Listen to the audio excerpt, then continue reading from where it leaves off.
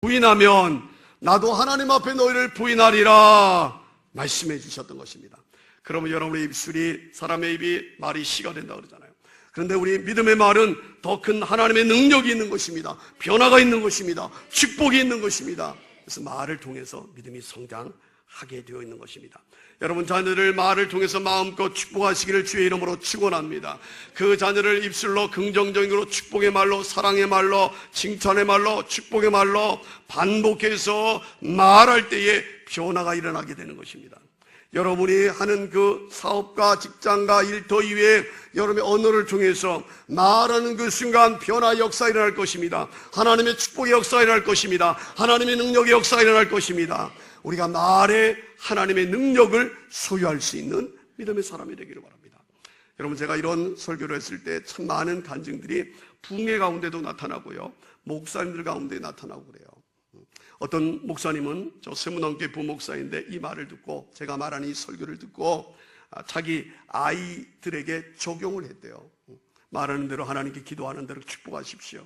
그래서 이 아이들이 정서 불안이고 또 교회 가면 시선을 받고 너 목사 딸이 왜 그러냐, 목사 아들이 그러냐 막 그러니까 이 정서적 불안하고, 그런데 이 아버지가 학교 갈 때마다 얘야 너 축복해야 된다. 그 아들이 아버지 왜 그러세요? 안 하던 짓을 왜 하세요? 그렇게 거부를 하고 그랬는데 그래도 축복 기도를 받자. 그래서 안 하는 아이를 억지로 1주일, 2주일 축복 기도를, 하나님의 말을 그대로 듣는 거예요, 이 아이가. 근데 목사님이 기도할 때 부정적인 말을 하겠어요? 축복의 말을 하죠. 긍정적인 말을 하죠. 하나님이 아이가 지혜롭게 해주시고 또 사회성도 길러주시고 좋은 선생님, 좋은 친구 만나게 해주시고 축복의 말을 계속해서 하다 보니까 3개월 동안 그렇게 축복의 기도를 드리는데 이 아이, 딸, 아들이 싹 변했다는 거예요. 완전히 변했다는 거예요. 할렐루야.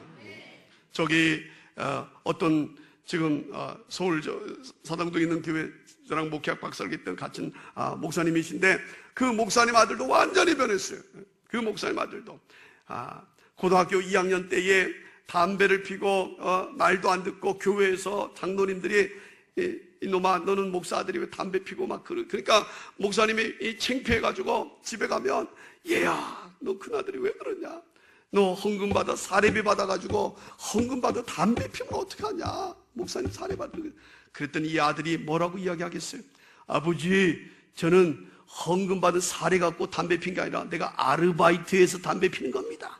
요런 이야기를 하고 그러니 얼마나 얄밉겠어요. 그런 아들이 목사 아들이니 교회에서 뭐 문제나 말씀 불평하고 교회 비판하는 거는 자기 아버지도 비판하고 막 그런 그냥말로 그냥 내놓은 아이처럼 그렇게 되어지네. 아버지도 속수무책인 거야, 속수무책. 근데 이 설교를 듣고 긍정적 말을 하십시오. 축복의 말을 하십시오. 이놈아 비판하고 저주하면 더 비판하고 더 저주하게 된다는 거예요. 비판하지 말라. 그 비판이 너에게 돌아오리라. 예수님이 말씀하셨잖아요. 변화는 말하는 가운데 나타나는데 어떤 말을 하느냐에 따라 변화가 나타나요. 변화의 방향이 달라진다. 그래서 그 아이를 집에 들어오면 한번에 그냥 집에 들어오면 그냥 방에 들어가면 끝이에요. 말도 없는 거예요. 부자가 안 해도 말이 없는 거예요. 근데 그 아이를 1년 동안 기도했대요. 1년 동안. 아이는 그냥 자는 척 하는 것이죠. 자기도 하고 자든 말든 기도를 하고 하나님 이 아들을 축복해 주시고 이 아들이 변화되게 하시고 하나님의 사람으로 하나님의 위대한 역사를 일으키시고 하나님의 그 사랑의 마음을 가지고 그렇게 매일 기도했대요. 1년이 됐는데 어느 날 그 아버지의 눈물 어린 기도를 그 받으면서 어느 날 눈에 눈물이 고이면서 나오더라는 거예요. 눈물이 나오더라. 그러니까 그 속에 역사의 중심인 거예요. 그 말을 들었던 것입니다. 그 아들이 반항하고 거부하고 그랬지만 그 축복의 말, 하나님 말씀을 들었던 것입니다. 그러고 나서 이 아이가 완전히 달라졌어요. 완전히 다음 날부터 도서관을 가기 시작해요. 공부를 하기 시작해요. 그래서 1년 만에 서울대학을 간 것이 아닙니까? 놀라지도 않으시네. 이건 실제로 일어났던 사건이에요. 어떻게 그런 일이 있을 수 있느냐? 하나님의 축복의 말을 통해서 이루어지게 된 것입니다.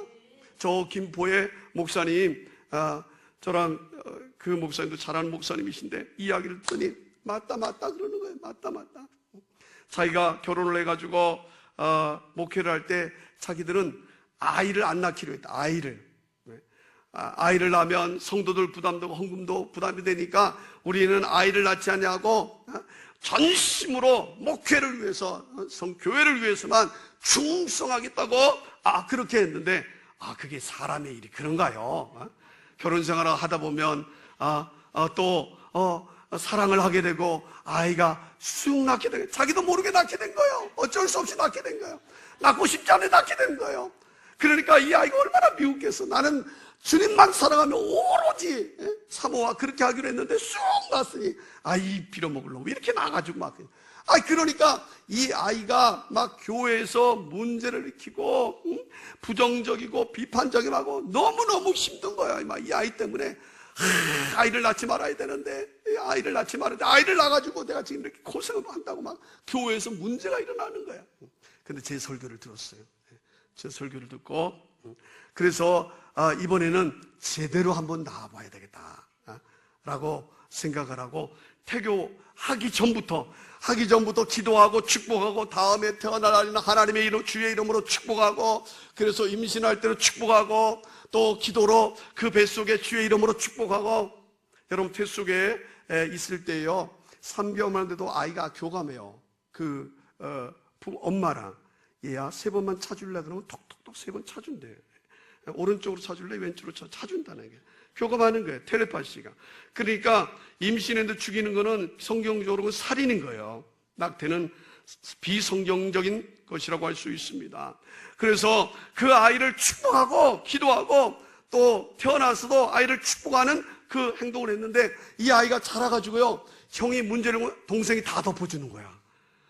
가서 뭐 다 그쳐놓으면 동생이 다 하고 동생이 기도하자고 형을 잘 섬기고 형을 잘 다독거리고 오히려 동생이 형 같아.